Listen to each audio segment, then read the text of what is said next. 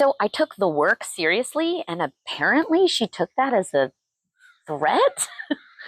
So I was named on a public live stream outside of our sacred space by my teacher, by name, in a school that I paid to be a part of, a school that promised confidentiality. Let's talk about this. So I joined a private occult business school. I needed to learn some business things, and as a witch, it naturally spoke to me. It blended business essentials, esoteric teachings, fourth way philosophy, the Enneagram, etc. It was marketed as sovereign, confidential, transformative, and an enlightened way to move about the business world. I wasn't looking for hierarchy. I came to grow. I came to serve. And I took the work seriously because I take myself and the work seriously. Inside a private student thread, I responded to two questions. Gently, respectfully, with full awareness and communication that I was not the teacher.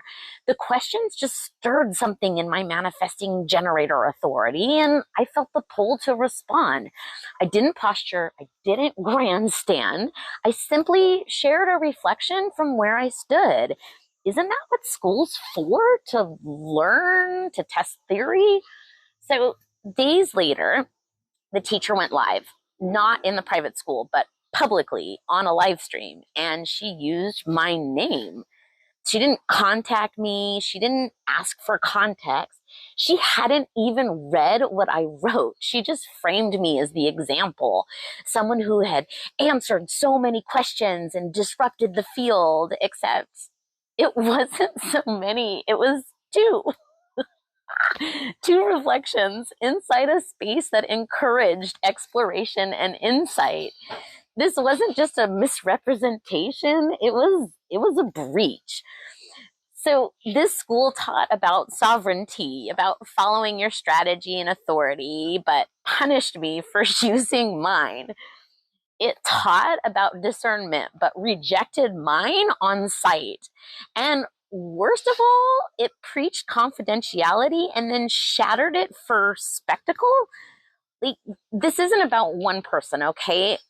This is about what happens when leadership drifts out of embodiment.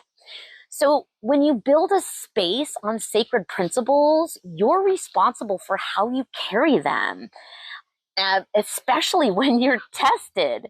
This teacher shares beautiful teachings. Many of them were very meaningful, but on the day that I was named publicly, like, she wasn't living them. Now, I didn't leave the school because I was offended. I left because I was smacked awake. Because a space that claims to be safe, literally in the name, but punishes self-trust is not safe. Because a teacher who breaks the field to protect their image is not someone that I can sit under. So I didn't react. I reflected and I walked out, not in shame, but in clarity. Look, we are all going to mess up, even me. Well, especially me. But if you teach sacred work, you don't get to treat your students like problems when they show up with presence. Your platform does not give you permission to publicly shame your students. Confidentiality is not, it's not a marketing phrase. It's a vow. It's a boundary. And if the work is real, then you don't need to weaponize authority to defend it. I don't regret speaking up. I regret thinking that space could hold it. I left a popular occult business school, and here's why, part two. Because look, I am an old punk, and so is she. So we didn't come up in curated spiritual spaces. I mean, she was an occult, but we came from like the system, from DIY truth, from anti-authoritarian, say it how it is energy, right? So when someone like that, someone who once preached burn the old world down, starts replicating those same power structures inside a space that's supposed to be sacred, that's not just disappointing, it's dissonant. And look, I'm not here to call her out. You will never hear me say her name. I'm here to just call it what it is, because what I experienced wasn't just a misstep. It was hierarchy wrapped in mysticism. It was control repackaged as sacred structure. It was ego in punk clothing. And what really pushed me was when she referenced Elon Musk to justify her stance. Like this question, she said, just because someone's work doesn't look how you think it should, doesn't mean that they're not serving or deserving.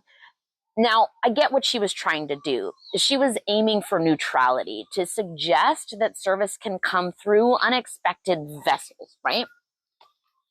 But Elon Musk, a man actively causing harm, extracting, exploiting, stepping on the little people to chase his own unchecked vision, that's not sovereignty. That's not spiritual alignment. That's not someone I'd hold up as a model of divine service, especially not directly after calling out a student by name in front of a public audience for two respectful responses in a private paid space.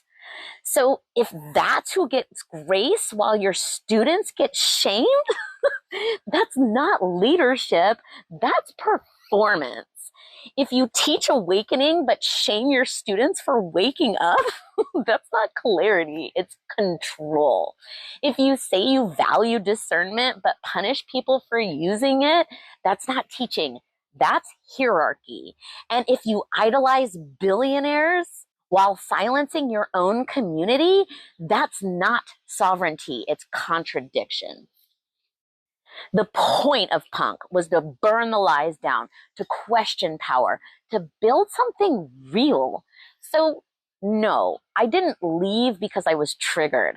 I left because I saw the system you swore you were not building. And I'm not mad. I'm just clear. And I'm still walking what she's clearly forgotten.